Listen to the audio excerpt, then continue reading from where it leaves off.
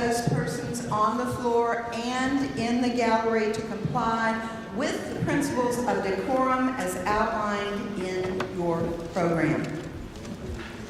The House and the gallery would please rise for the invocation and remain standing for the national anthem and pledges of allegiance to the United States and Texas flags.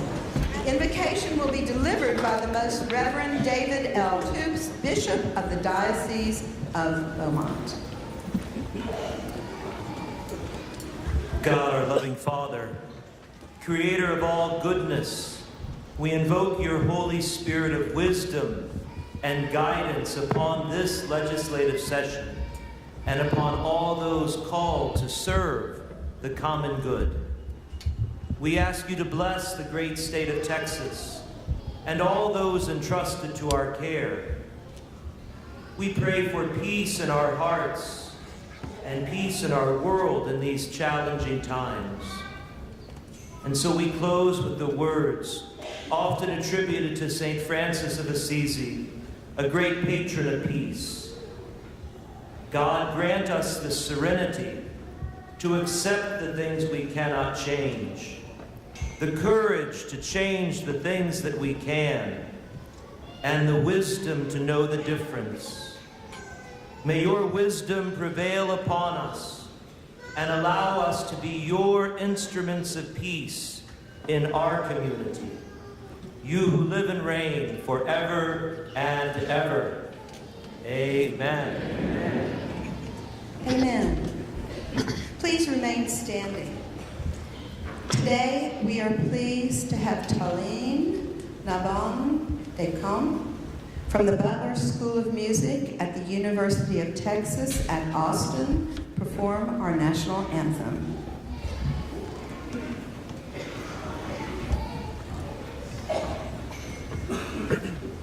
Oh, say, can you see, by the dawn's early light, what so proudly we hailed at the twilight's last gleaming, whose broad stripes and bright stars through the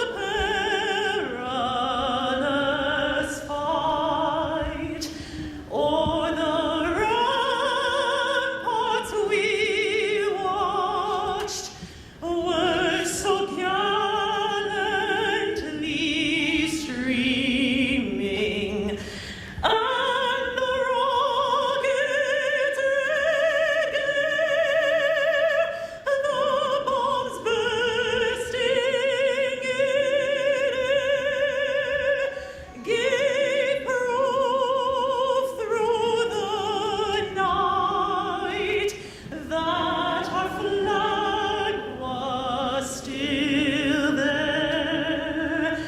Oh, say does that star-spangled banner yet wave o'er the land of the free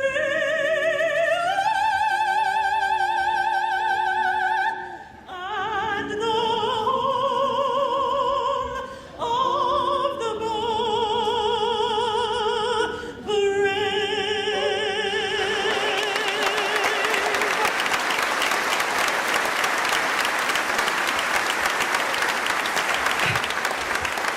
Beautiful.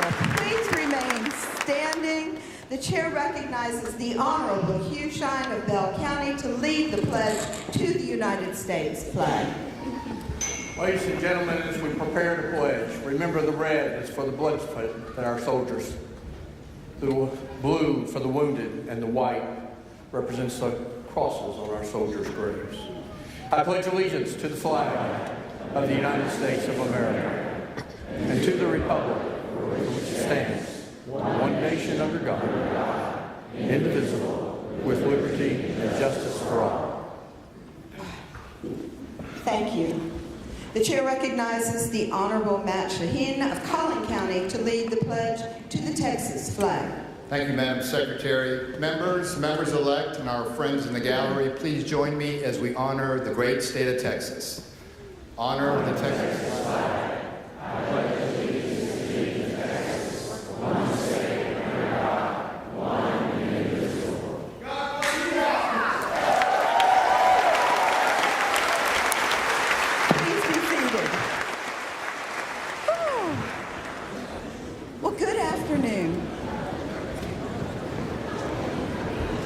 Welcome to the 88th Texas Legislature. Yeah.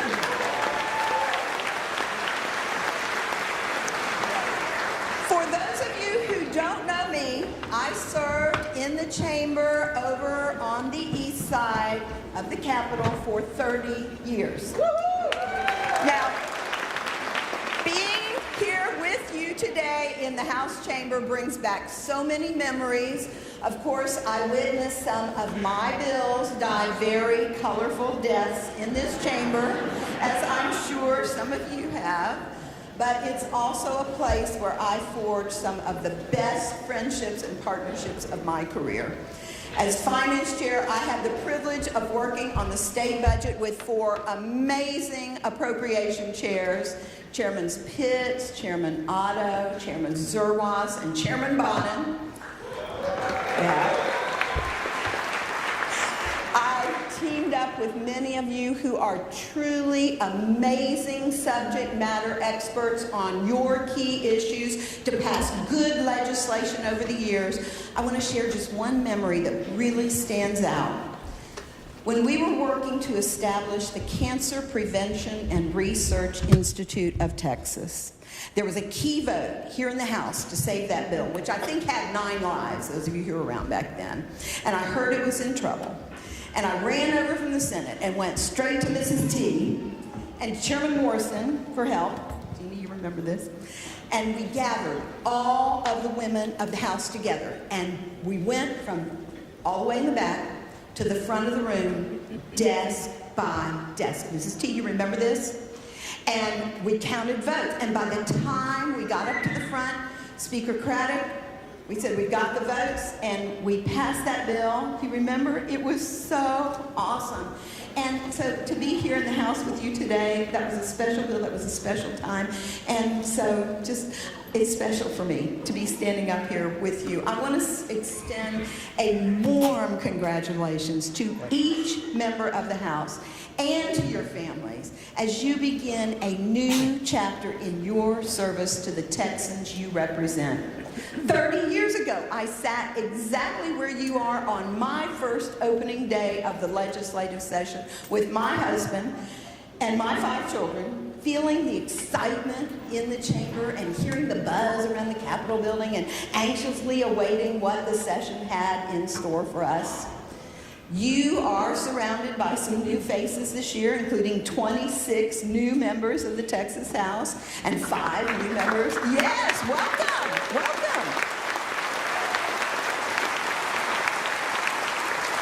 And we have 5 new members of the Senate, but we also have some seasoned veterans among us who have worked year after year, and in some cases, decade after decade, to improve the lives for all Texans who call this state home. Many of you are fresh off the campaign trail, where you had an opportunity to listen firsthand to concerns and hopes of the constituents that you now represent. Each of you brings a unique point of view, background, and expertise to this body. We have a legislature comprised of teachers and doctors and police officers and moms and dads and, yes, even lawyers. You come from big cities and small towns and seasides and deserts, but no matter where you come from, we are all Texans. Yes, yes. And we have all come together together for the next 140 days to work on behalf of our state. Now, there are going to be difficult moments. That happens every session. But remember this, as Texans, we all agree on so much more than any differences we might have. I have great faith in all of you, and I will be rooting for you all to have a successful session. So congratulations and good luck, and let's get started.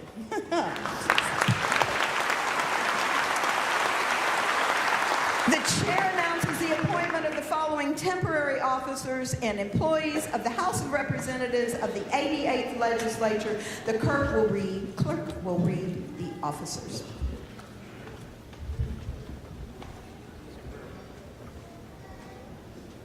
Temporary officers of the 88th Legislature, Parliamentarian Sharon Carter and Buell Brady, Assistant Parliamentarian Thomas G. Samuels, Chief Clerk Stephen Brown, Assistant Chief Clerk Mark Cervantes, Journal Clerk Jennifer Tygan Duran, Voting Clerk Scotty Hagan, Sergeant-at-Arms Michael Black, Assistant Sergeant-at-Arms Kara Coffey, Doorkeeper Anthony Hester, Reading Clerks Kate Atwood and Haley Hildebrand, Committee Coordinator Stacy Nicchio, Assistant Committee Coordinator Damian Duarte, Executive Director of House Business Office Stephen D. Adrian, Assistant Director of House Business Office Scott D. Siler, Chaplains the Most Reverend David L. Toops, the Reverend Jacob N. Herleman, and the Reverend Fernando Rico, and honorary pages and the names of whom will be entered in the journal. Chief Clerk will call the roll of members-elect of the House of Representatives of the 88th Legislature according to representative districts. Please answer present as I call your name. District 1, Gary Van Dever. District 2, Brian Slayton. District 3, Cecil Bell. District 4, Keith Bell. District 5, Cole Hefner. District 6, Matt Schaefer. District 7, Jay Dean. District 8, Cody Harris. District 9, Trent Ashby. District 10, Brian Harrison. District 11, Travis Clardy. District 11, Kyle Casal. District 13, Angela Orr. District 14, John Rayner. District 15, Steve Toth. District 16, Will Metcalf. District 17, Stan Gerdes. District 18, Ernest Bales. District 19, Ellen Troxcliffe. District 20, Terry M. Wilson. District 21, Dade Feely. District 22, Christian Manuel Hayes. District 23, Cherry Leo Wilson. District 24, Greg Bonham. District 25, Cody Thane Vasu. District 26, JT Chatham. Present. District 27, Ron Reynolds. Present. District 28, Gary Gates. District 29, Ed Thompson. District 30, Jeannie W. Morrison. District 31, Ryan Guillen. District 32, Todd Hunter. District 33, Justin Holland. District 34, Abel Herrera. District 35, Oscar Mongoya. District 36, Sergio Munoz Jr. District 37, Janie Lopez. District 38, Erin Elizabeth Gomez. District 39, Armando Mando Martinez. District 40, Terry Canales. District 41, Bobby Guerra. District 42, Richard Pena Raymond. District 43, J.M. Lozano. District 44, John Kemper. District 45, Aaron Zwiener. District 46, Cheryl Cole. District 47, Vicki Goodwin. District 48, Donna Howard. District 49, Gina Hinojosa. District 50, James Talarico. District 51, Maria Luisa Lulu Flores. District 52, Caroline Harris. District 53, Andrew S. Murr. District 54, Brad Buckley. District 55, Hugh D. Shine. District 56, Charles Doc Anderson. District 57, Richard Hayes. District 58, Dwayne Burns. District 59, Shelby Slauson. Present. District 60, Glenn Rogers. Present. District 61, Frederick Frazier. District 62, Reggie Smith. District 63, Ben Baumgartner. District 64, Lynn Stuckey. District 65, Prada Timish. District 66, Matt Shaheen. District 67, Jeff Leach. District 68, David Spiller. District 69, James B. Frank. District 70, Mahala Elizabeth Gleason. Present. District 71, Stan Lambert. District 72, Drew Dargan. District 73, Carrie Isaac. District 74, Eddie Morales. District 75, Mary E. Gonzalez. District 76, Suleiman Lalana. District 77, Evelina Vina Ortega. District 78, Joe Moody. District 79, Claudia Ordaz Perez. District 80, Tracy O. King. District 81, Brooks Landgraf. District 82, Tom Craddock. District 83, Dustin Burrows. District 84, Carl Tepper. District 85, Stan Kitzman. District 86, John T. Smith. District 87, Ford Price. District 88, Ken King. District 89, Candy Noble. District 90, Ramon Romero Jr. District 91, Stephanie Click. District 92, Salman Bojani. District 93, Nate Schatzline. District 94, Tony Tenderholt. District 95, Nicole Collier. District 96, David Cook. District 97, Craig Goldman. District 98, Giovanni Capriglione. District 99, Charlie Garrett. District 100, Fenton C. Jones. District 101, Chris Turner. District 102, Ana Maria Ramos. District 103, Rafael M. Anchia. District 104, Jessica Gonzalez. District 105, Terry Mesa. District 106, Jared Patterson. District 107, Victoria Niave Criado. District 108, Morgan Meyer. District 109, Carl O. Sherman.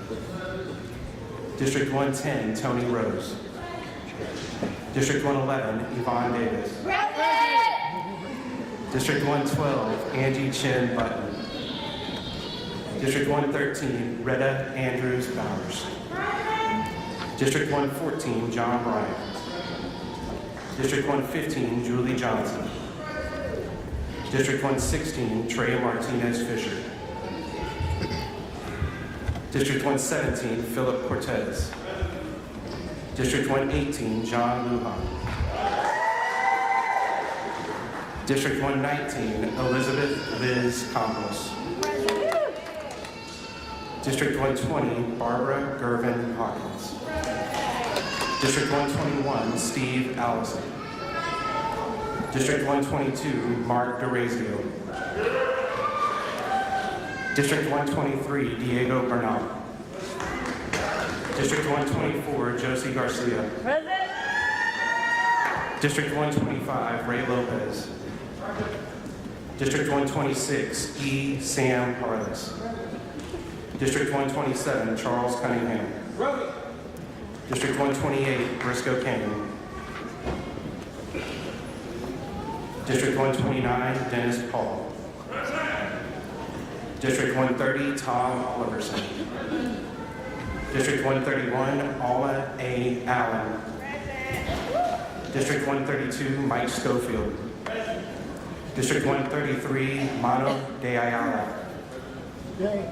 District 134, Ann Johnson. District 135, John Rosenthal. District 136, John H. Boosie III. District 137, Jean Wu. District 138, Lacey Holt. District 139, Jarvis D. Johnson. District 140, Armando Lucio Wallet. District 141, Sinfronia Thompson. District 142, Harold V. Dutton Jr. District 143, Ana Hernandez. District 144, Mary Ann Perez.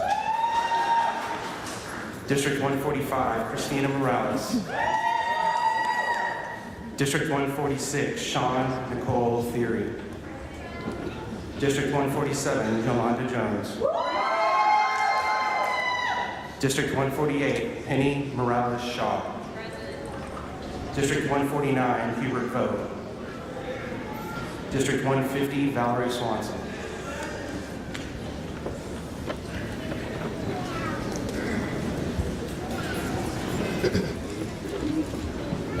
A quorum is present.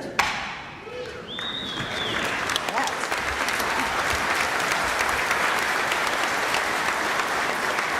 The Chief Clerk will now administer the constitutional oath of office to the members-elect of the House of Representatives of the 88th Legislature. All members-elect will please rise.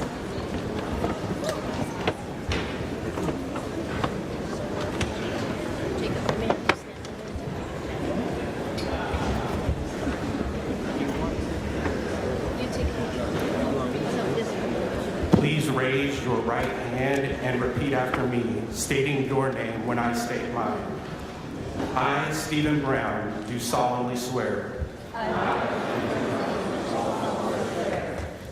that I will faithfully execute the duties of the office of member of the House of Representatives of the 88th Legislature of the State of Texas. And will, to the best of my ability, preserve, protect, and defend the Constitution and laws of the United States and of this state.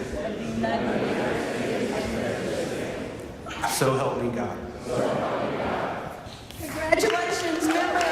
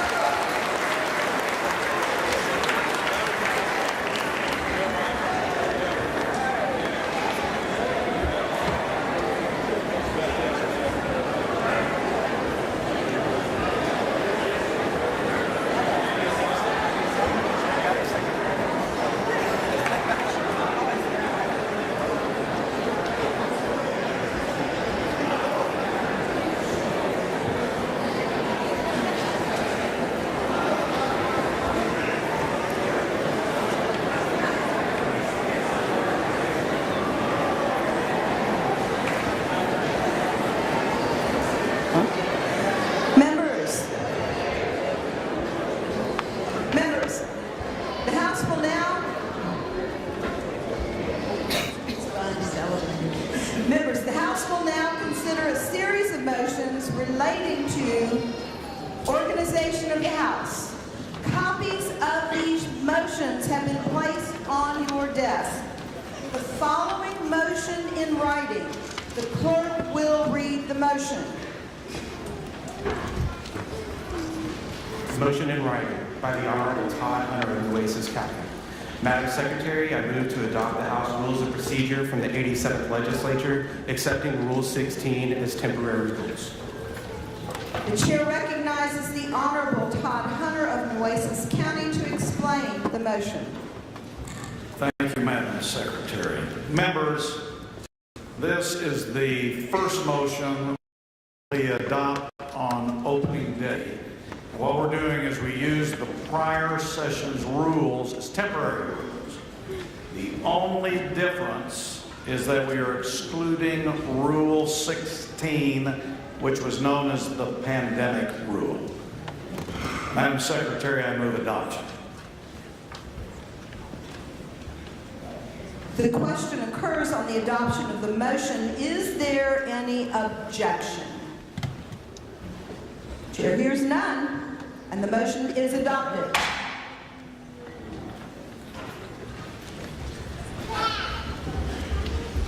Following motion in writing, clerk will read the motion.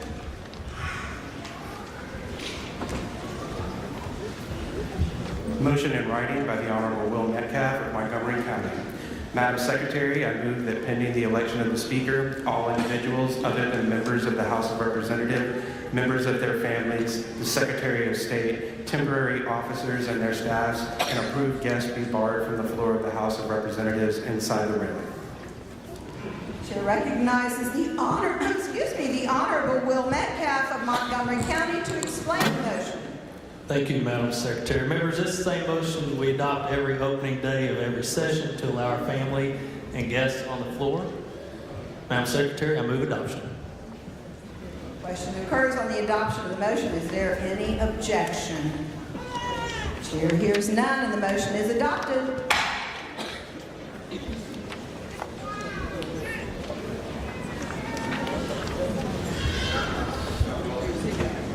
Following motion in writing, clerk will read the motion.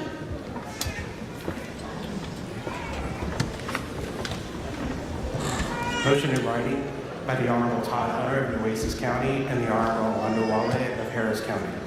Madam Secretary, I move that in accordance with Sections 9B and 11, Article 3, Texas Constitution, and the laws of the state of Texas, the House of Representatives of the 88th Legislature proceed to elect a Speaker of the House of Representatives from its own membership as follows. Section 1, Nominations. A, the Secretary of State shall call for nominations from the floor for the election of Speaker of the House of Representatives and shall recognize each member who desires to make a nomination. The order in which members shall proceed to make a nomination shall be determined by lot.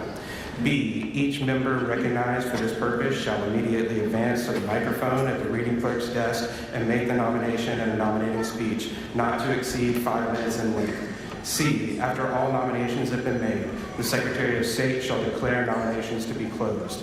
D, the Secretary of State shall recognize at any time a member whose name has been placed in nomination for the purpose of withdrawing as a nominee. A member who withdraws is not considered a nominee.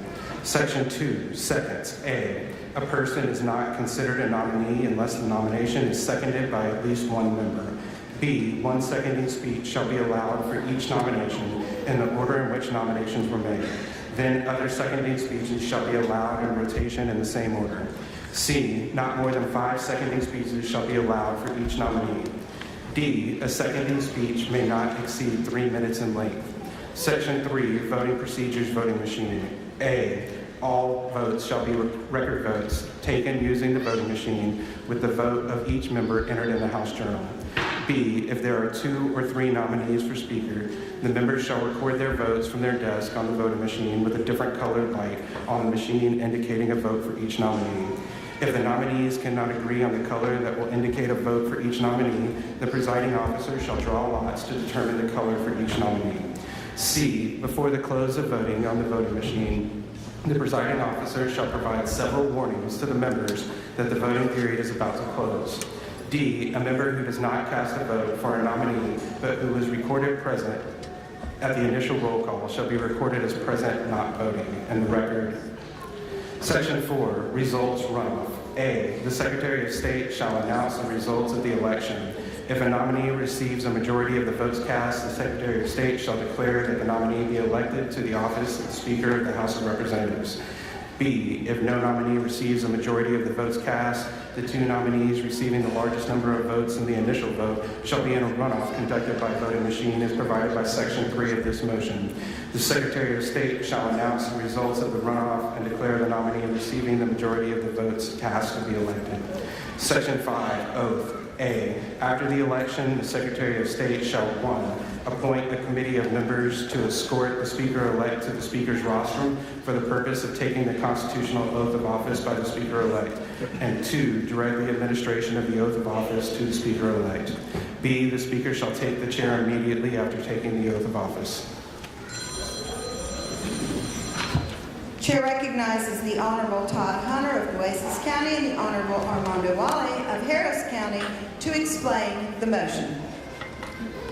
Thank you, Madam Secretary and members, and especially for the new members. This motion is very, very similar to the procedures we've used in the past sessions for the nomination and election of the Speaker. And just to highlight, the motion provides for a nominating speech not to exceed 5 minutes, requires a nomination to be seconded by at least one member, allows up to 5 seconding speeches not to exceed 3 minutes, and requires votes to be taken using the voting machine. If more than one candidate is nominated, the Secretary of State will draw lots to determine the order of speeches and the color of light on the voting machine for each candidate. Representative Wale and I move adoption. The question occurs on the adoption of the motion. Is there any objection? The chair hears none, and the motion is adopted.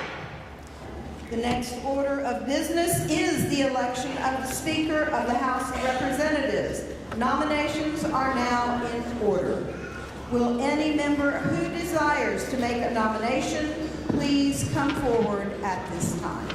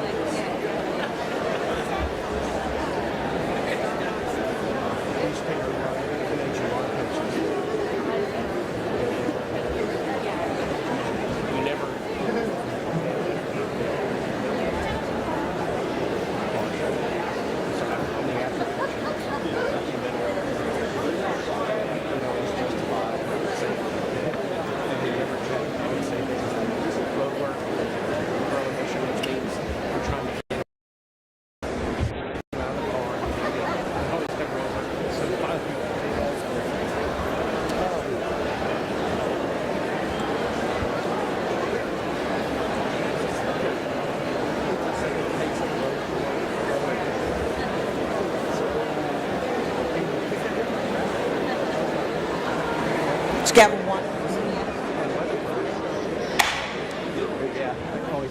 Thank you.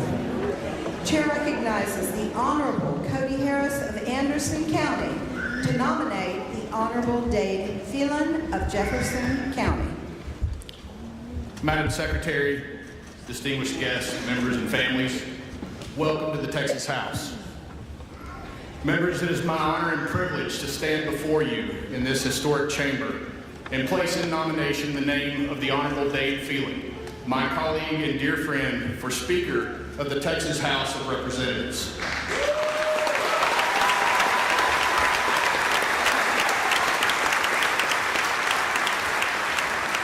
Texans have bestowed on us, as members of this distinguished body, the tremendous responsibility of being their voice in state government for the next 140 days.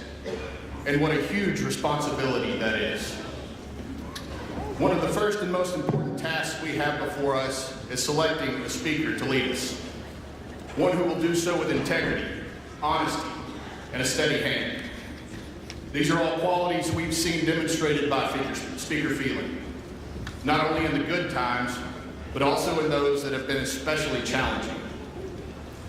Much has changed since we last gathered here 2 years ago. Our state's population has grown to over 30 million people, with more moving here every day. But this blessing brings with it serious challenges, like updating and expanding our roadways, providing water security, and ensuring a fair and predictable regulatory climate that continues to attract new industry and jobs for our constituents. We're also faced with a bleeding and broken border where we must find the balance between compassion and respecting the rule of law, because Washington refuses to do so. Over the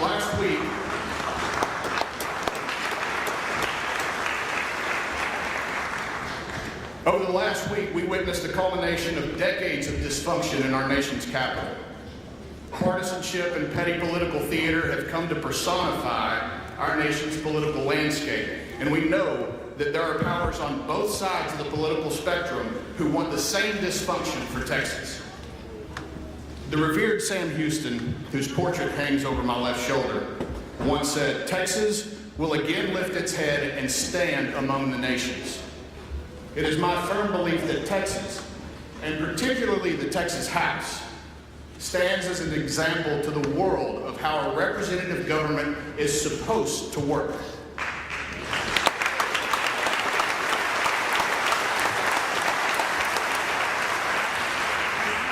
The best way for us to prevent our chamber from going down the dark and broken path of Washington, D.C., is to elect a leader who recognizes that this House and its future are far better served when we elevate members based on their knowledge, experience, and skills, rather than basing every single decision on the party abbreviations following someone's name. That leader is Dave Phelan.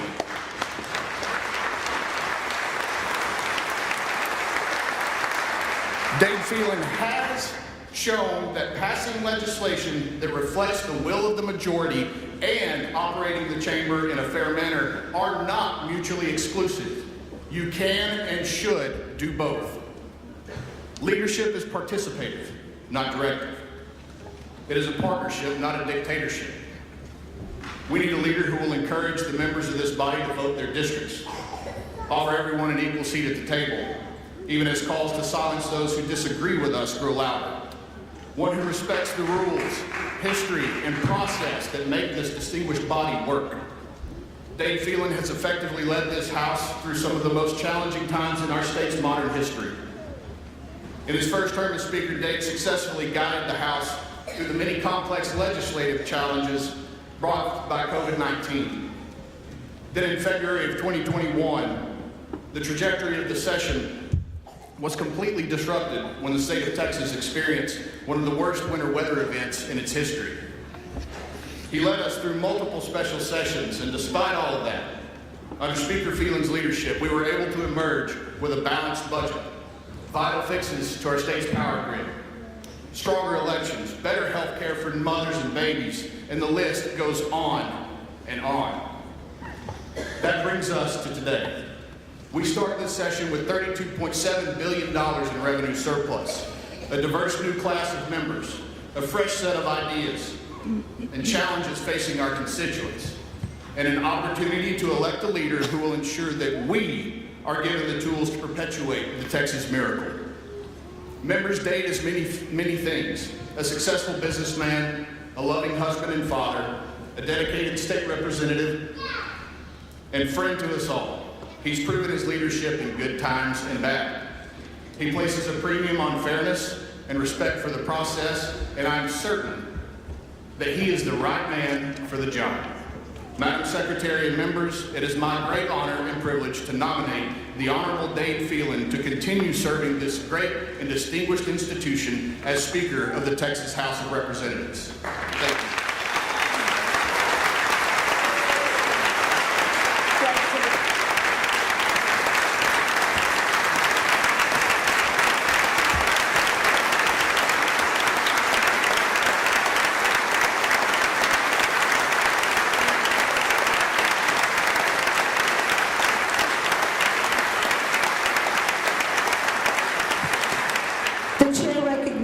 The Honorable Brian Slayton of Hunt County to nominate the Honorable Tony Tinderholt of Tarrant County.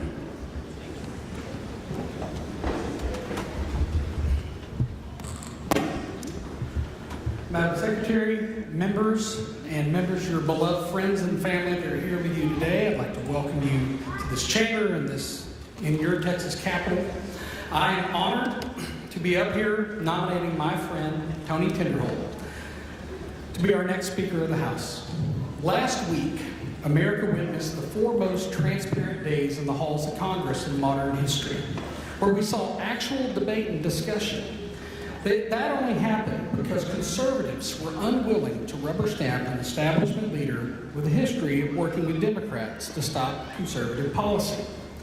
Another thing you might have noticed was that the Democrats in Congress stood together, consistently in opposition to Speaker McCarthy. Not one Democrat broke rank to vote for a Republican. In Texas, we do things a little differently. Our Speaker courted the Democrats to get his position, gave them chairmanships, protected them from being punished when they fled to D.C. And while they were in D.C., they spent weeks disparaging the reputation of the Republican members. And today, every single one of our Democrat colleagues will be voting for his leadership in this chamber. Some will claim this is good bipartisanship, but it's actually just a powerful consolation prize for losing elections. We have passed some good Republican bills over the last several years. When we pass conservative legislation, I'm told things like, we need to take a little break. This House isn't going to stay together. To my Democrat colleagues, I'd like to commend you. You're brilliant. You've created an environment where Republicans believe we can only get a few wins each session. We spend most of our time reflecting on the joy of our few wins instead of the cost of our failures. Did we end most abortions in Texas? Yes. Did we finally pass partial constitutional carry? Yes. But there are other things we must consider. Can children be forced by their parents to go through barbaric gender reassignment surgeries and procedures? Yes. Can children be forced did many of the constituents, your constituents, property tax bills go up? Absolutely they did. Are young children being sexualized in public schools or at drag shows? Yes, they are. Are millions of illegals flooding across our state's open border? Yes, they are. At some point, we need to realize we are settling for just enough wins to get reelected. We cannot afford to operate that way anymore. It is time for Republicans to take the lead, to actually implement the conservative policies that the people are demanding. We have a lot to do, and the 8 GOP legislative priorities are only the bare minimum that we have to accomplish this session. The answer is clear, and I'm grateful that Representative Tinderholt has given us a chance to change the way this chamber operates. Each one of you worked hard to get here with the support of the people of your district. And for the new members, the moment you start letting other representatives here make you vote the way that they want, you've handed away the power that the people in your district gave you and to you alone. Thank you, and God bless.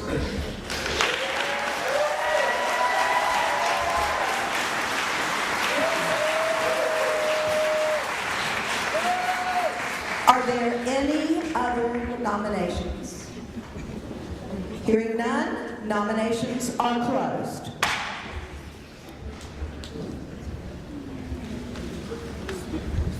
The chair recognizes the Honorable Angie Chen Button of Dallas County to make the first seconding speech for Representative Phelan.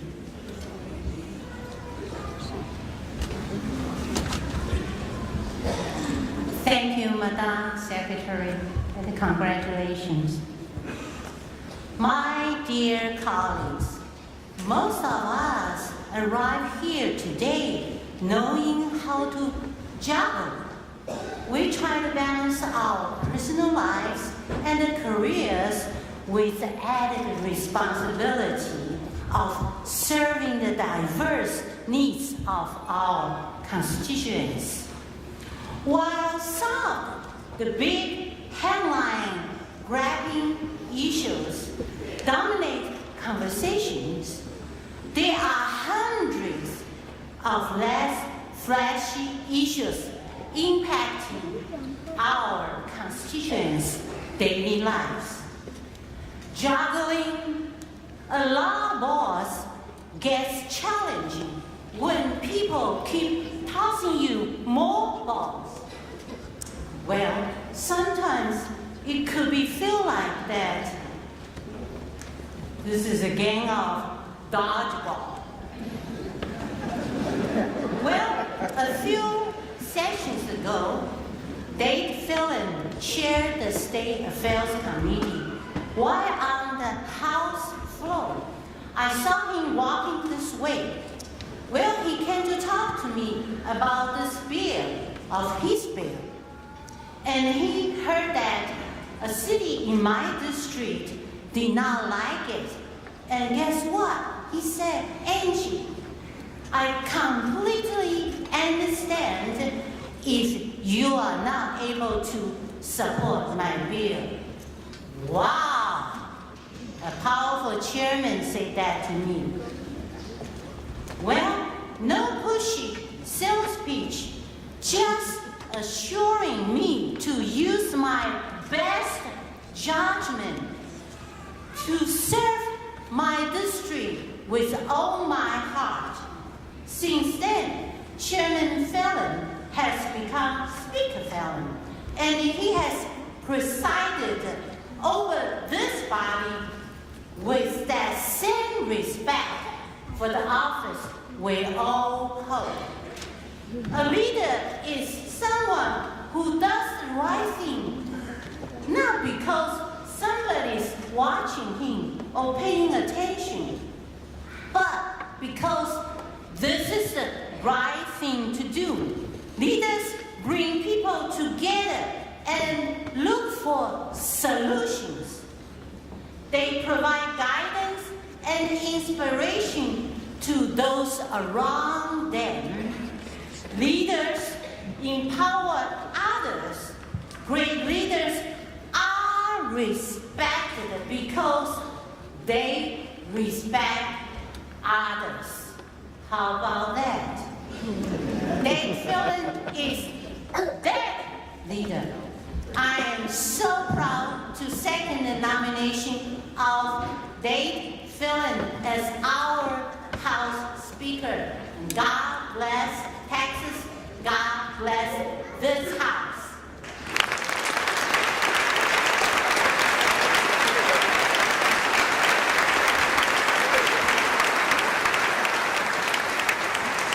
The chair recognizes the Honorable Nate Schatzline of Tarrant County to make the first seconding speech for Representative Tony Tinderholt. Thank you, Madam Secretary. I'm going to keep this very brief. I am proud to nominate and second the nomination of Representative Tinderholt for Speaker. I'd like to point out that I'm also proud of Speaker Phelan for the stances that he's taken that line up with my values as well. whether that be the pro-life stance that he's taken or it's the pro-Second Amendment stance he's taken. But I want to be very clear. This vote for me is in support of my friend, someone who has supported me since the very beginning of my race, Representative Tony Tinderholt, a conservative fighter that's taken conservative stances time and time again, and I trust his leadership. I look at Representative Tinderholt, I look at someone who votes his conscience, I look at someone who votes biblical Christian values, I look at someone who takes the hard stances when others aren't willing to, and I look at someone who I can trust to do the right thing at all times. I appreciate Speaker Phelan, and I appreciate all he's done for this state. But when I nominate Representative Tony Tinderholt, I do so as a friend who I know is going to stand in the gap and take the stances that our GOP has asked us to do, that our counties have asked us to do, that our districts have asked us to do, and my district specifically has asked me to take a stand on the GOP priorities, and I know Representative Tinderholt will do just that. I believe the chairmanship should go with the majority party. I believe that we must take strong stances so that we can get strong conservative legislation done, and I trust that Representative Tinderholt will do just that. So I'm proud to second the nomination of Representative Tinderholt. Thank you. I yield the rest of my time. The chair recognizes the Honorable Tracy King of Uvalde County to make this next seconding speech for Representative Phelan.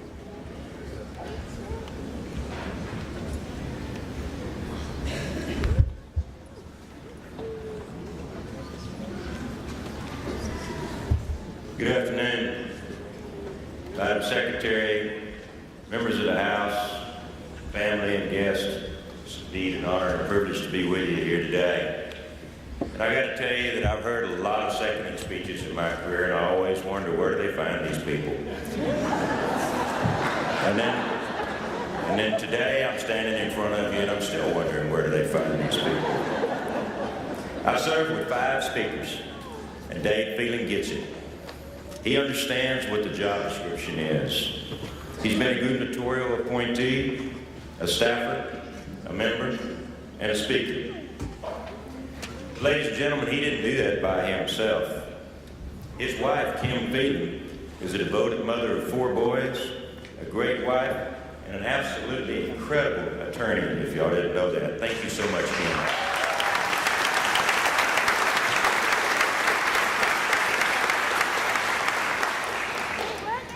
I got to know Speaker Phelan when he served as the Vice Chairman of the House Natural Resources Committee, and I could tell then that he had a good work ethic and he was truly dedicated to the people in the great state of Texas.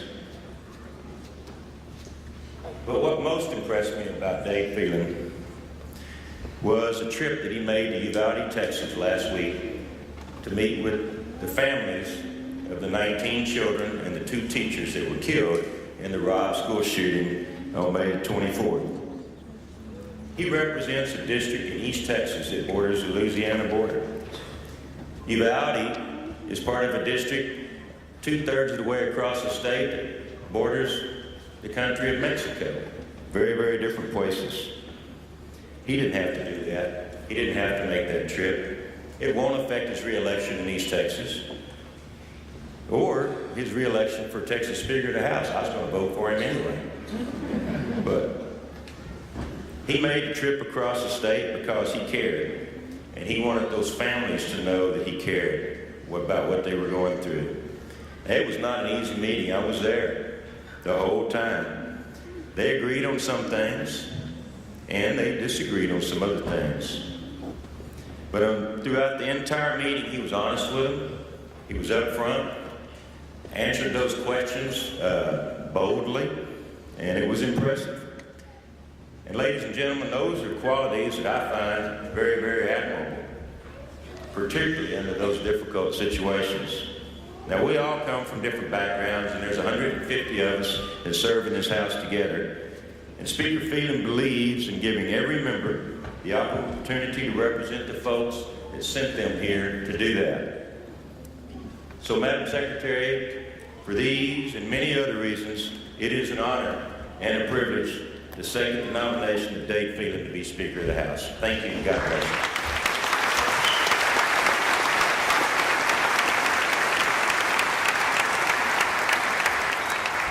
The chair recognizes the Honorable John Lujan of Bexar County to make the next seconding speech for Representative Phelan.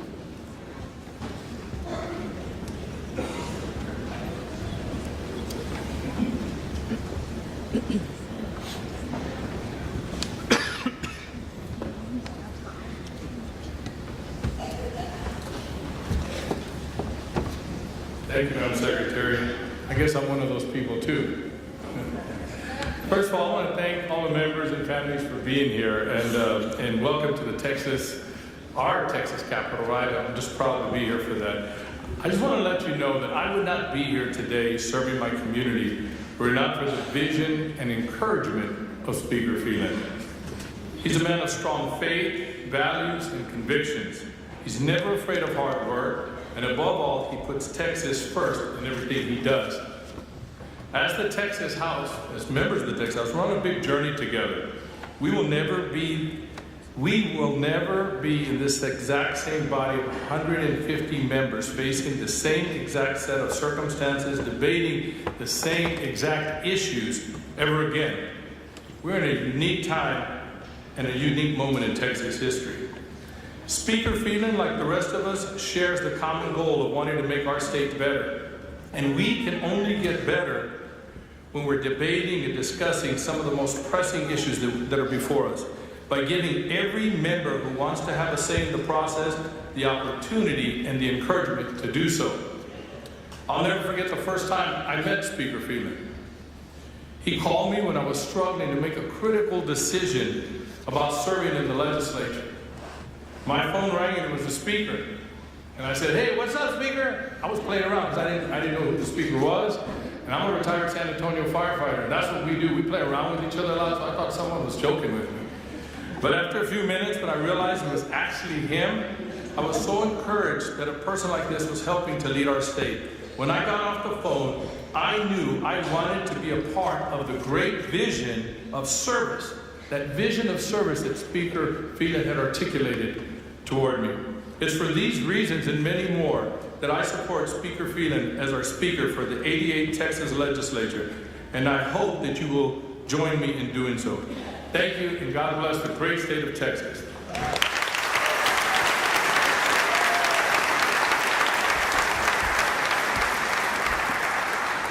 The chair recognizes the Honorable Tony Rose of Dallas County to make the next seconding speech for Representative Phelan.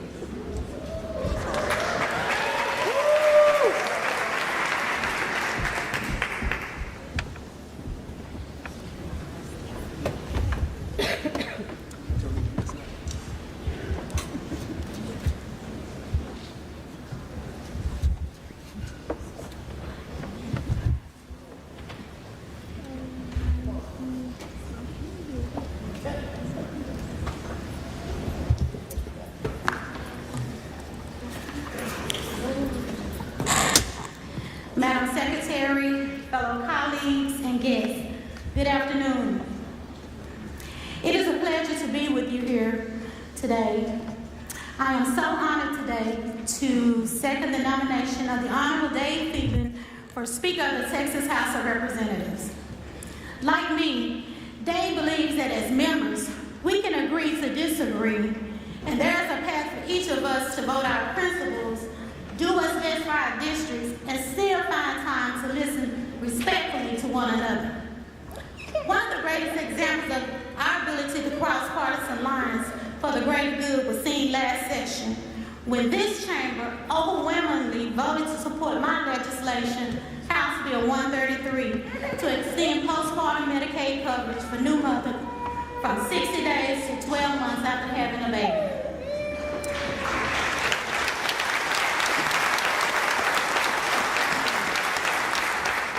To our new members, you'll learn this the hard way real soon. But there's this pesky chamber on the other side that we're forced to do business with. And unfortunately, despite a large bipartisan coalition of House members voting in favor of that bill, the Senate version lowered the threshold of coverage to 6 months rather than 12, thus casting into jeopardy the extension of postpartum health coverage for Texas altogether. as the federal government had only eased application requirements for states that expanded to a full year of coverage.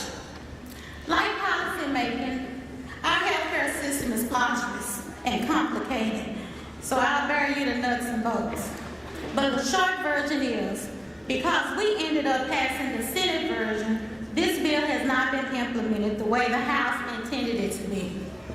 Our waiver to obtain federal funds now hangs in balance. And when the public health emergency ends here soon, Texas moms will once again be removed from health coverage when their baby is just a mere 2 months old. We recognize that the fight for 12 months is not yet over, and that is due in no small part to the leadership of Dave Feely, who has made 12-month extension and the need to better support Texas new moms and children a priority of the 88th legislative session.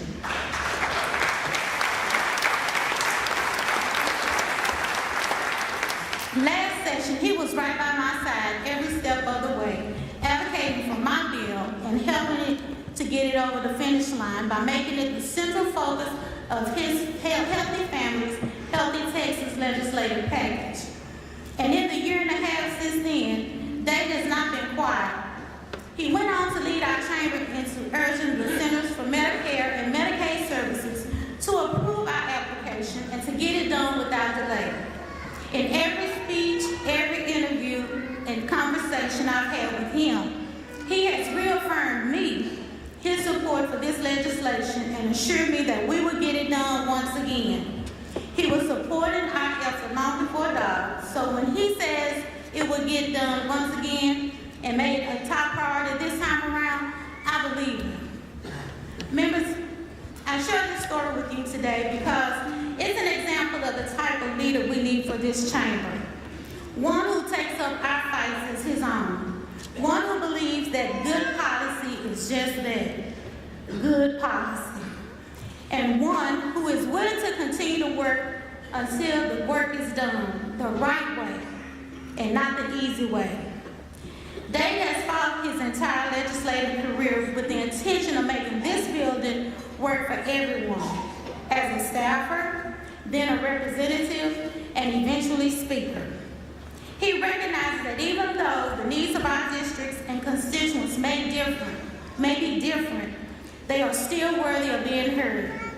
So no matter who you are, where you come from, or the reasons you have for being here, Dave believes that members of this House deserve a fair chance to succeed. That is the type of leadership this chamber needs, and that is why I am proud to support my friend, and I'm proud to second the nomination of Dave Feely for Speaker of the Texas House. Thank you.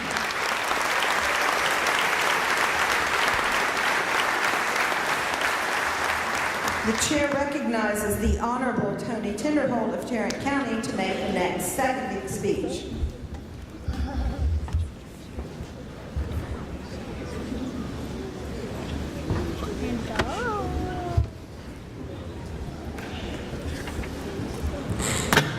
Thank you, ma'am. Members and fellow Texans watching at home and in the gallery.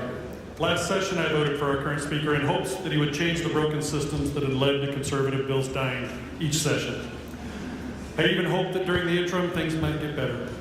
Instead, the tone and message to Texans got worse, not better. I watched as our speaker refused to address Republican delegates at the largest Republican gathering in the nation, the Texas GOP convention. Many of you who told me you spent months trying to get a meeting with him to discuss various policies, only to be ignored. Many of you that I talked to. The Speaker of the Texas House is supposed to be a servant leader, one available to every single member of the body, not only accessible to a select few who exhibit the obedient behavior that leadership wants and needs. Every one of you knows that I consider you a friend. I don't like when we disagree, and I try to be respectful. I treat everyone the same. Ask yourself, what do Texans need and deserve? I've realized they need me to fight to change this broken system, to give essential policies a chance to pass. What we have been doing has not been working. The change needed is uncomfortable, but the cost of doing what is right pales in comparison to the cost of this House repeating lost opportunities, session after session. Our own Congressman Chip Roy recently said, before he accomplished the changes to the rules at the U.S. Capitol, the status quo remains because people want their power. They want their committee chairmanships, they want their gavel, they want the ability to control the power and the purse strings, but they don't want to look into the mirror to fundamentally change a broken town, a broken house, a broken body, and broken federal government.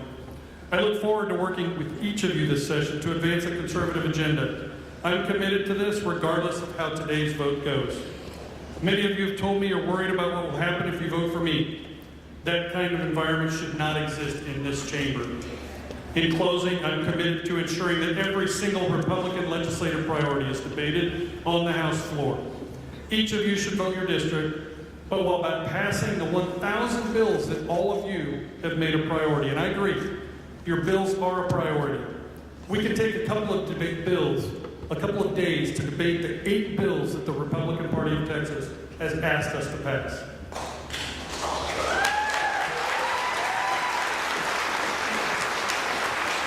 I know there are chairmen in this chamber that I'm convinced are conservative. There are members who will vote for day to day who I believe want to pass conservative bills this session. And if last session, or during our special session, or during the interim, our current speaker had shown that he was ready to lead on bold conservative agenda, including the Republican priorities, I would not be running today. I ask that you cherish this session as we fight to make Texas an even better place. I appreciate every single one of you, and I actually appreciate Dave Phelan and his family for his service. God bless you all, and God bless Texas.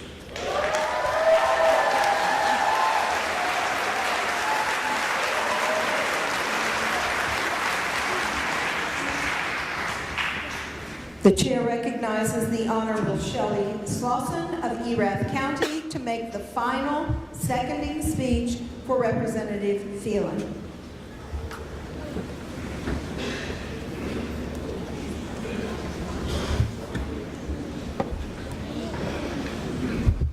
Thank you, Madam Secretary and guests. Members, as we assemble here today, yoked with the great responsibility to lead Texas, I rise to second the nomination of Dave Phelan as our next speaker. 2 years ago, we elected Dave to lead this chamber, to be the arbiter of our self-imposed rules, and an even fair hand on the gavel. And that he has been. Before that vote, I was just a know-nothing freshman. So, not knowing what to expect here, I asked Dave about various priorities and how the House and the speakership works. And he explained, as you've probably heard, the speaker's role in calling balls and strikes as the members create the plays and fight for our bills in here. Dave Phelan, gavel in hand, was a man true to his word. It is a messy job, the business of liberty. Thomas Jefferson once said, "Timid men prefer the calm of despotism to the tempestuous sea of liberty." Well, this Texas House is no respite for timid souls. On other chambers, maybe, DC, maybe. But on any given day in here, we tilt full tempest. Our colleague Dave Phelan is no timid man. From external forces of a pandemic to catastrophic weather, Dave rose to every challenge. Every member had the ability to show up in this building and fight for the ideas laid before this body. Under Dave's leadership, with him standing right here behind us, this House passed historic, long-sought, and hard-fought conservative legislation. Under Speaker Hugh Phelan, this House fearlessly led for our children, our Texas, and for our nation, and we will do so again. Which is why I am proud to fully stand behind him as our next speaker. Thank you, God bless you, and God bless Texas.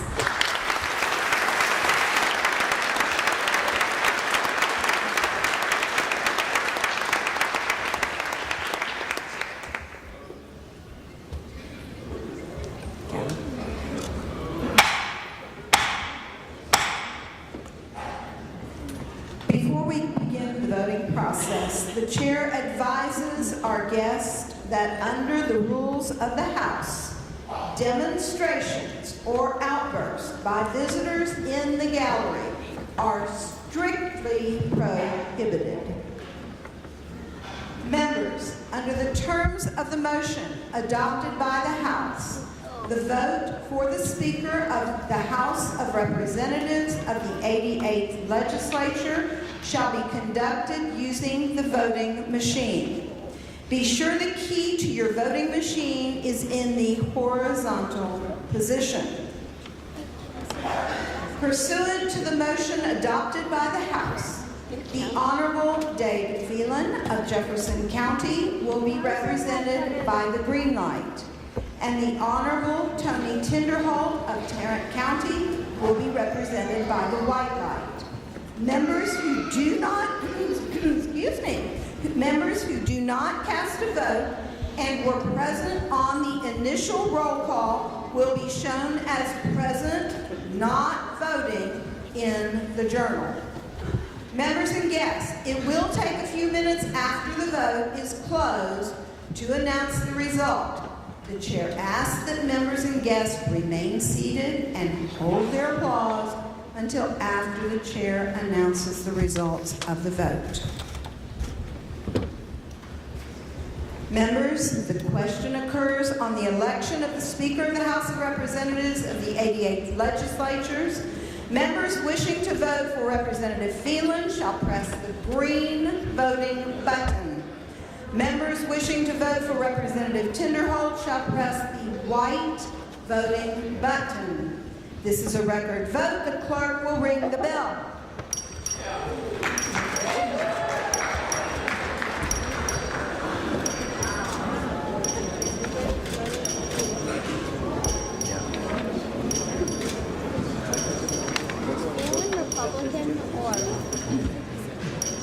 Have all members voted?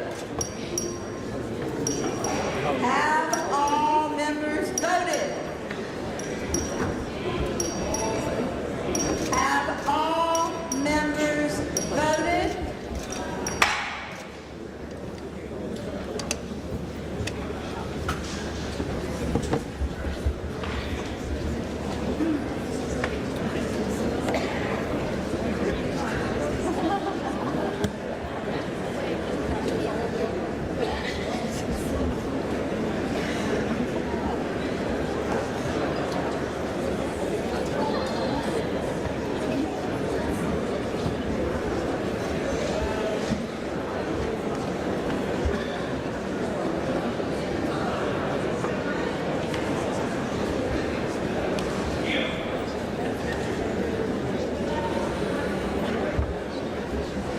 There are 143 votes in favor of the Honorable Dave Phelan of Jefferson County.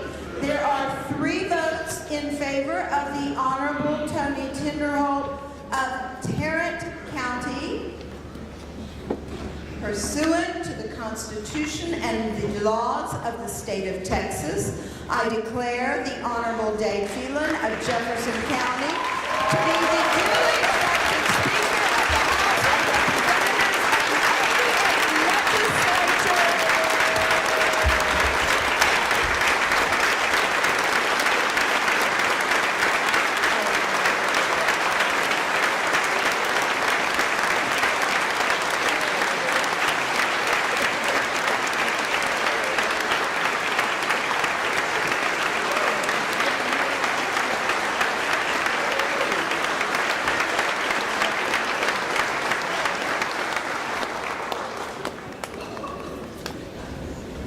The chair announces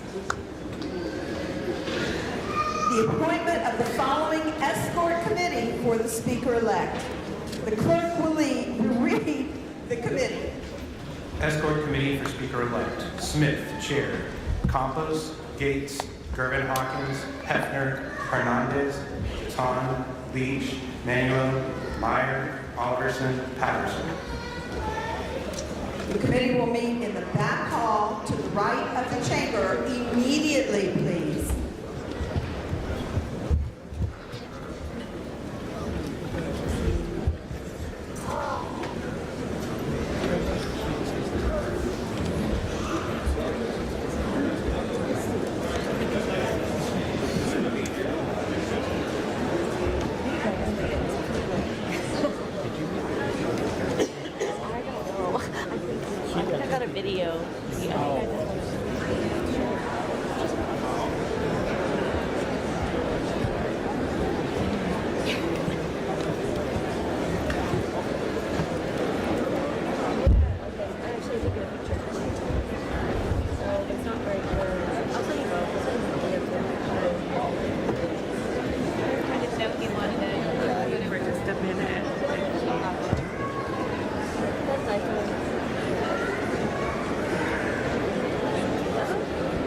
that first one is blurry.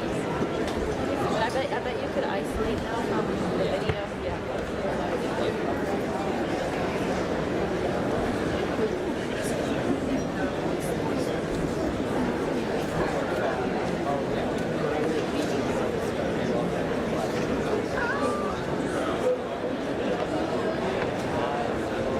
Sorry, I was also trying to get her with like smacking the gavels and it was really zoomed in at a certain point, so it's probably looks really accurate.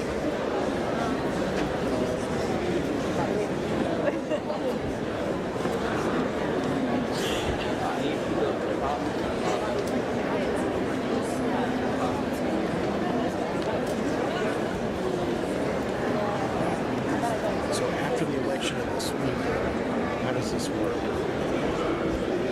Are you done? Are you adjourned? I know. Real symbolic things.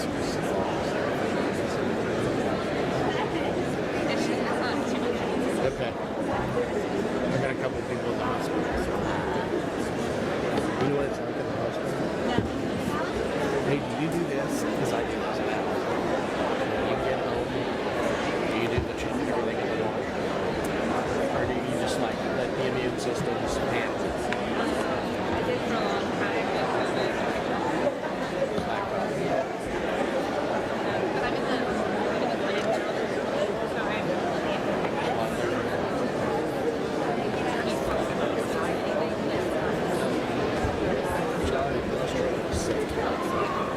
I had a great doctor. I remember thinking, oh, these people are introduced to everything.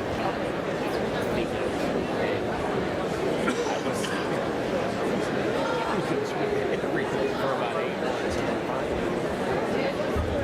I was just around her. Because I buried a lot of them. They would do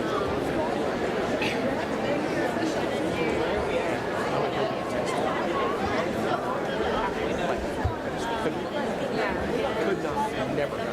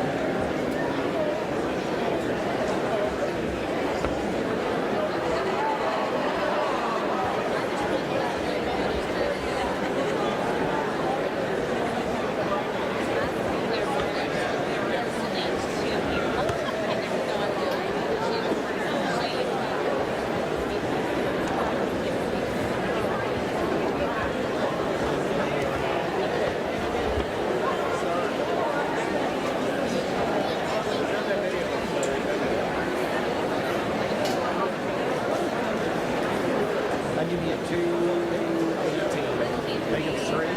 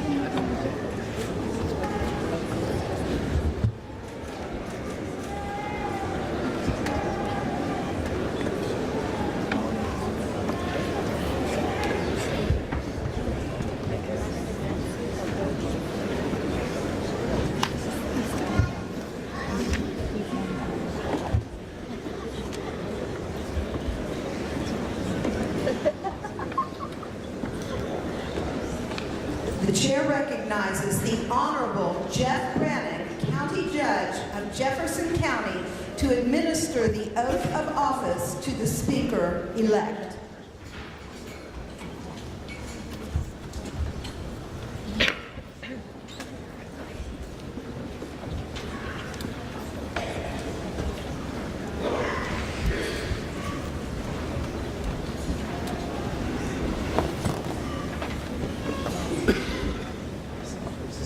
Mr. Speaker-elect, will you and your family please come forward?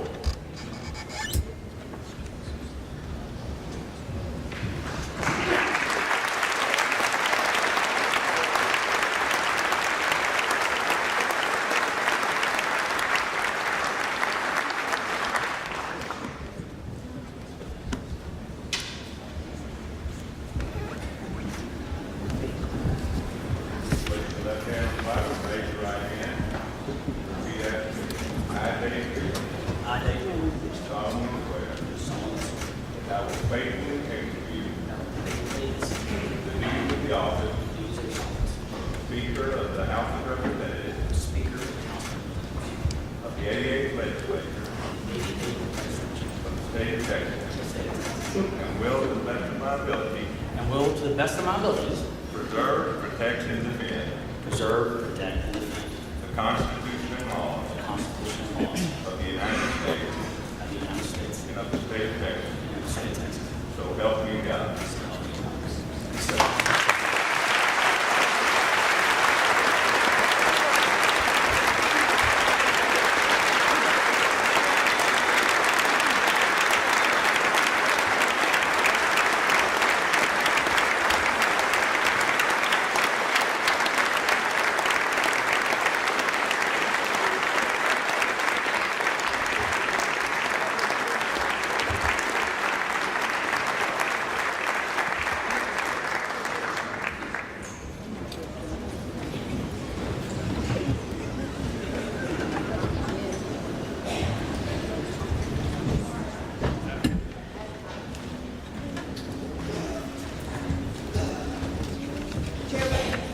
The chair recognizes the Honorable Morgan Meyer of Dallas County for the introduction of the Speaker's family.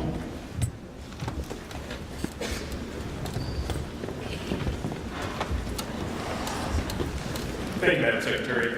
Members and guests, I am pleased to introduce to you Speaker Phelan's family members joining us on the floor today. His wife, Kim, his 4 sons, Ford, Matt, Hank, and Luke, his parents, Jane and Michael Phelan, and Speaker Phelan's siblings. Welcome.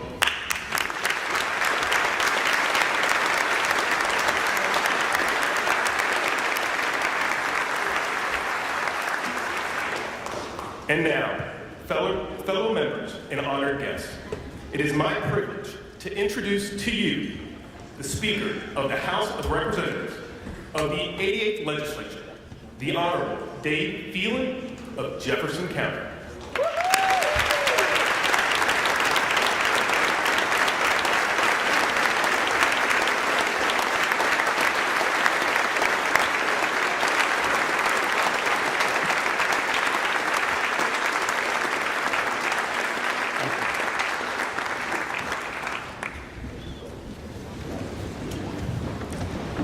Well, good afternoon, and welcome to the first day of the 88th Texas Legislature.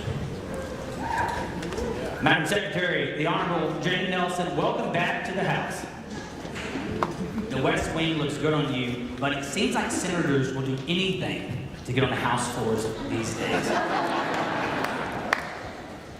Thank you for being here to oversee today's proceedings as the first Texan in history to preside over an opening day ceremony in both the House and the Senate. Congratulations, Madam Secretary.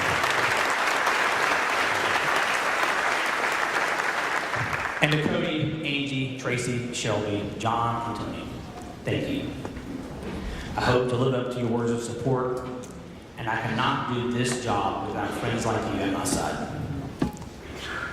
After completing a regular session that was anything but regular, 3 special sessions, and traveling 30,000 miles this interim, I would like to start this address the way I like to start every day, which is thanking my wife, Kim, for still being my wife.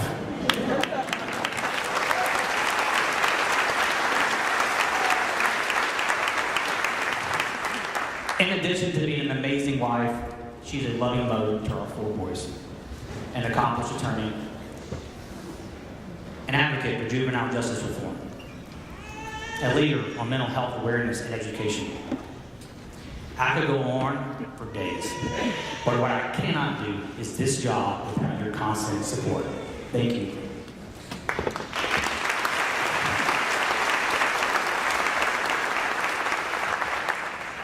Who's texting me right now? Please stop. Really? I'd also like to thank my 4 sons, Ford, Mac, Hank, and Luke. Thank you, boys.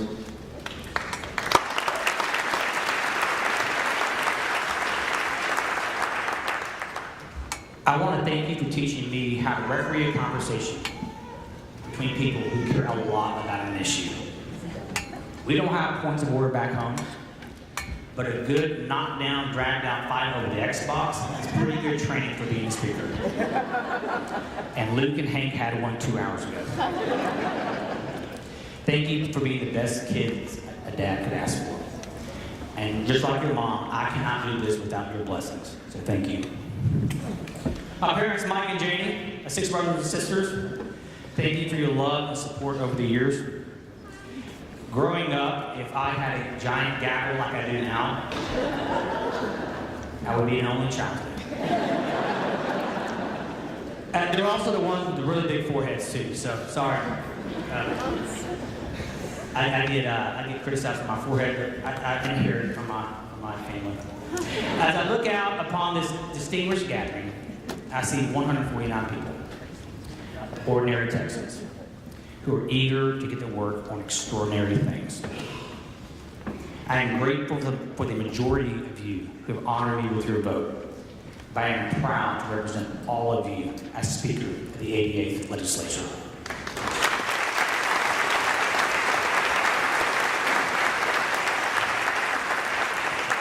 I also see your beautiful families, friends, and supporters. Let us not forget the sacrifices they have made to get you where you are today. Texas appreciates you. Members, let's give them a round of applause.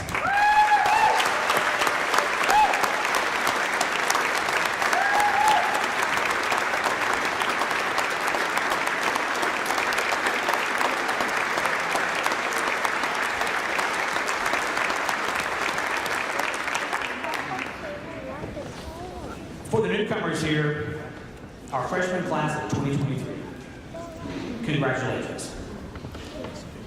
Words of caution. Please do not confuse this body with the one in Washington, D.C.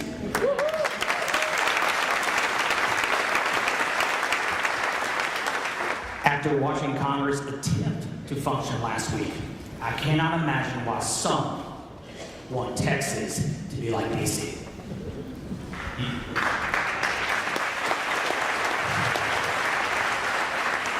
New members, you now are in the Texas House of Representatives, part of the historic assembly. 100 years after the first woman was elected to the Texas House, our membership now includes 45 women, the highest number ever.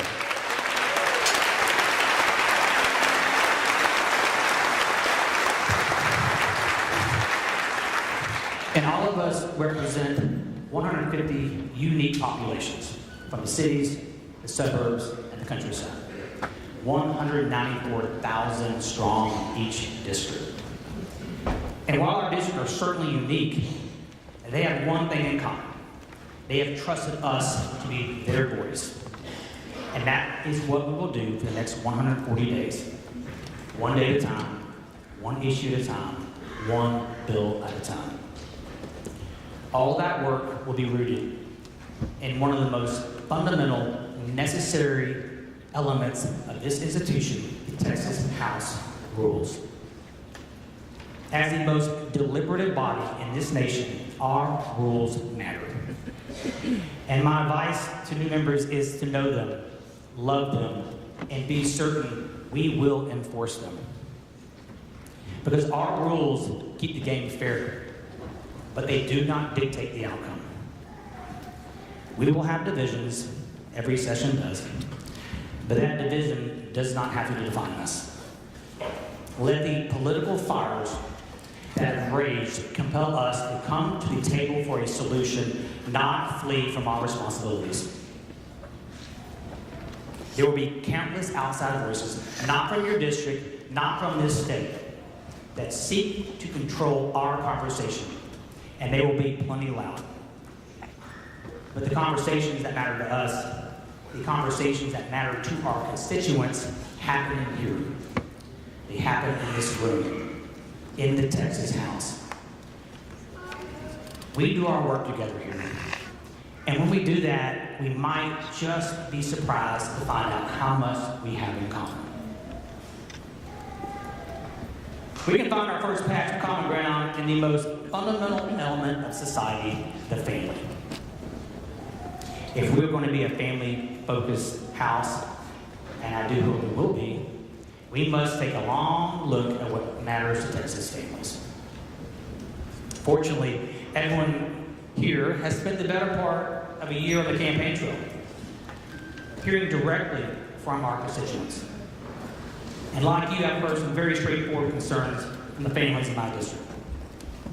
I've heard of the economy, inflation, difficulty in making ends meet, ever-increasing property taxes that have led many to feel year in and year out they are renting their property from the government. Like them, I believe tax relief should be a priority.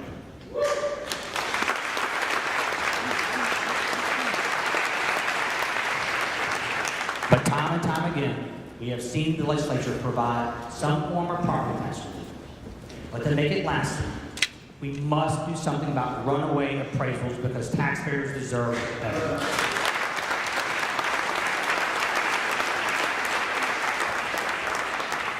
My constituents also talked about the need for quality health care at a reasonable price for families and businesses.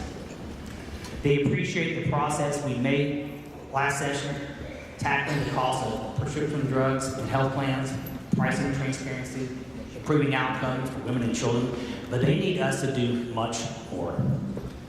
So we're going to continue the momentum by giving patients greater control over their health care as well as better access.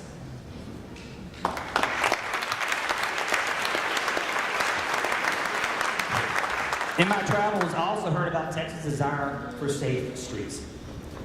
During the 87th, we reset a national conversation on criminal justice.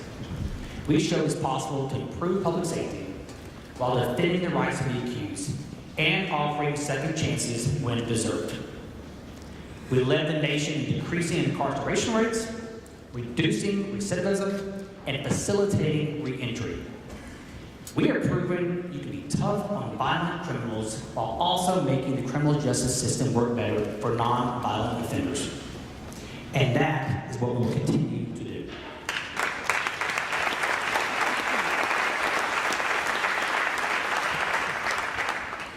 But members, we can work all day on these issues, but if rogue district attorneys will not uphold the law, what progress are we really making? It is time to rein them in.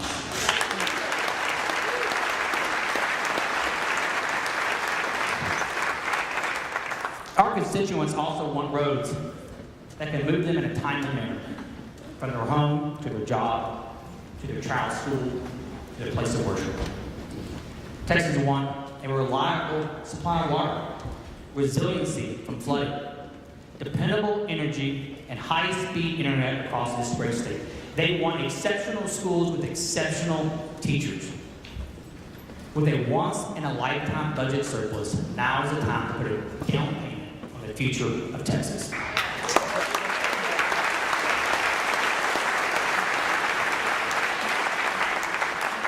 To make this down payment even more critical, over 1,000 people move to Texas every single day. They do not bring these investments with them, members. We all serve different regions, but we recognize these as common obligations. But members, perhaps we have no greater task ahead of us than protecting those who will carry on what we have started, the children of Texas. I created the Select Committee on Youth, Health, and Safety last session to examine the issues facing our children. The threats to their safety are all too real. Child trafficking, violence in schools, bad actors seeking to exploit their innocence, and social media companies that prey on the insecurities of children, leaving them vulnerable to exploitation, sexualization, and indoctrination. Members, we must stand up for the children of Texas.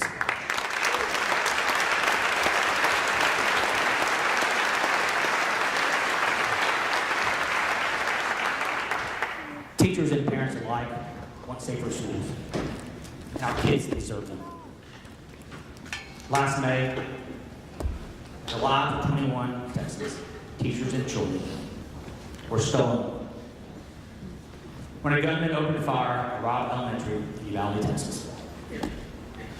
We owe it to the memory of those children and teachers to make sensible, meaningful change.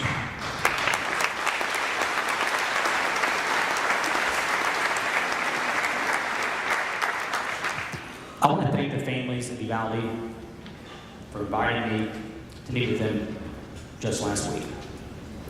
Having heard from them directly and taking into account the findings of our investigative committee, we have insights to inform our decision. This is going to be an especially tough conversation. This body has proven capable of handling conversations like this in the past. I am confident we will do so again.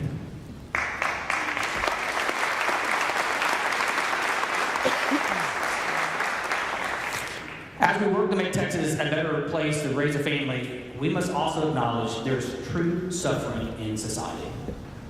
And we have to make those things better, those families, in those toughest situations. The most important thing to do, certainly, is to ensure our economy continues to generate quality jobs and meaningful wages. After all, an opportunity to provide for one's family is a powerful motivator, no matter where one is in life. At the same time, let us not forget people who need more than a job. Even with a vibrant economy, a single parent who can work, afford childcare, healthcare, transportation, and housing is indeed rare. How can we improve their lives and their children's futures? Tax-free diapers, wipes, and other child care supplies is a great start.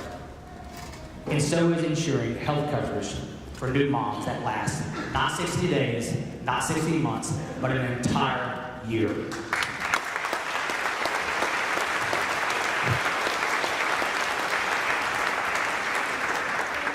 Tony Rose stood up. Starting today, I represent Jasper County. Last week, I read a story about the local county hospital joining the 60% of rural Texas hospitals that no longer deliver babies. Mothers in rural areas now face hour-long drives for basic services. We should not leave this session without a firm commitment to reversing this trend. Because in my dictionary, the definition of pro-life includes ensuring access to affordable health care for all, especially Texas mothers and their babies.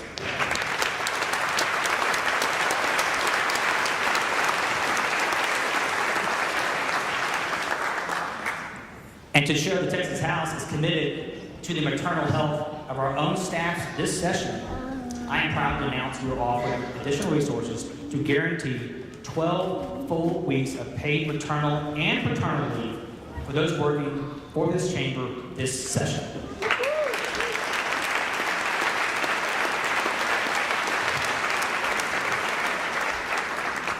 Members, all names may be on the door, but the men and women who serve in our Capitol and our district offices are the ones who do the heavy lifting. We must provide an environment that respects them and recognizes their value. With rapid inflation, let's also retain them by finally increasing their salaries.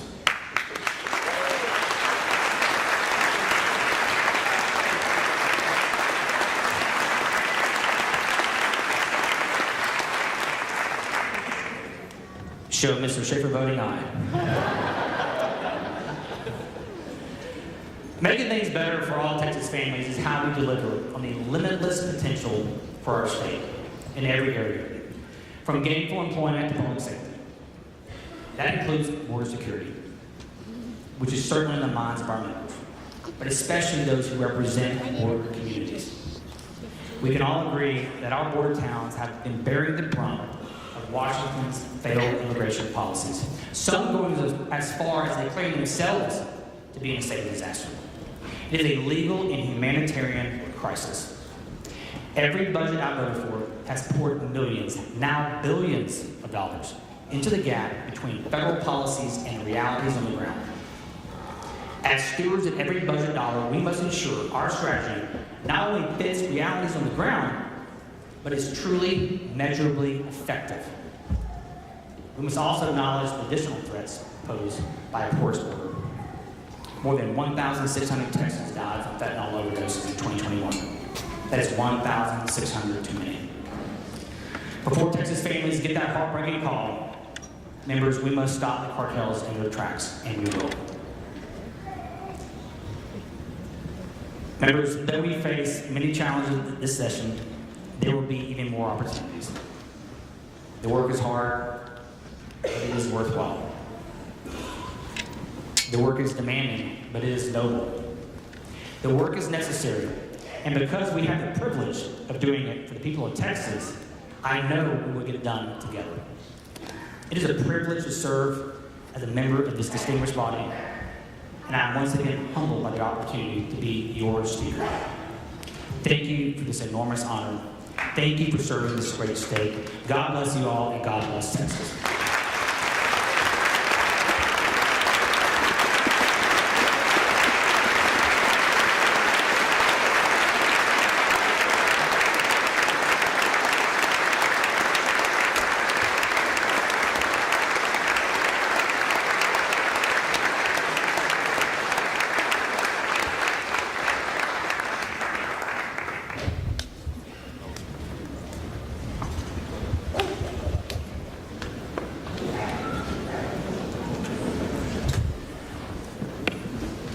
The following motion in writing, the clerk will read the motion.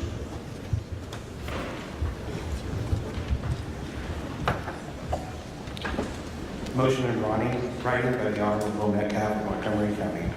Mr. Speaker, I move to authorize the Speaker to appoint 2 committees of 5 members each, one to notify the Senate and one to notify the Governor that the House is organized and prepared to transact business. The question occurs on adoption of the motion. Is there any objection? Chair is not. Motion adopted.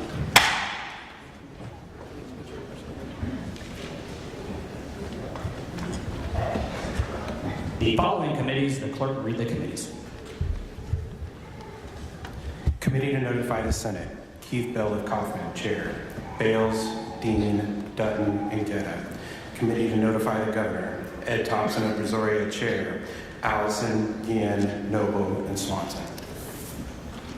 The committee to notify the Senate shall assemble in the rear of the House chamber to carry out its duties. The committee to notify the Governor shall assemble in the back hall of the House to carry out its duties.